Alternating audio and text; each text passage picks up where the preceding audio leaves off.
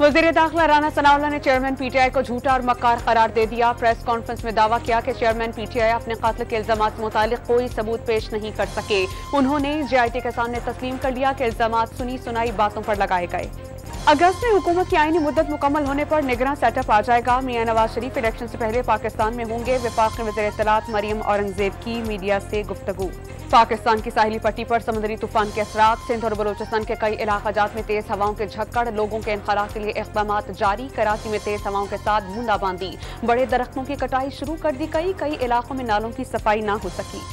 सिंध हुकूमत ने तूफान से निपटने के लिए 8 करोड़ रुपए जारी कर दिए। हैदराबाद, ठट्टा, बद्दीन और सजावल के जिला इंतजामिया को 2-2 करोड़ रुपए दे दिए गए। टेंट सिटी का कयाम। खुराक और नकासियात की मशीनरी खरीदने के लिए जारी करदा फंड इस्तेमाल किया जाएगा। पंजाब के साबिक वजीर अली अफजल शाही की गिरफ्तारी मुअम्मा बन गई। इस्लामाबाद पुलिस ने अली अफजल शाही को गिरफ्तार करने की तरदीद कर दी। अरशद शरीफ कत्ल में खुद नोटिस केस में स्पेशल जीआईटी ने सुप्रीम कोर्ट में रिपोर्ट जमा करा दी। चीफ जस्टिस ने अरशद शरीफ के कत्ल की वजह जानना जरूरी करार दे दिया। अलकादिर ट्रस्ट केस में मुशर्रा बीबी नैब में पेश नहीं हुई। वकला के जरिए जवाब जमा करवाया जाएगा। खैबर पख्तूनख्वा में घरेलू सार्फिन को गैस की फराहमी के लिए सीएनजी स्टेशन जुमे तक बंद रखने का फैसला।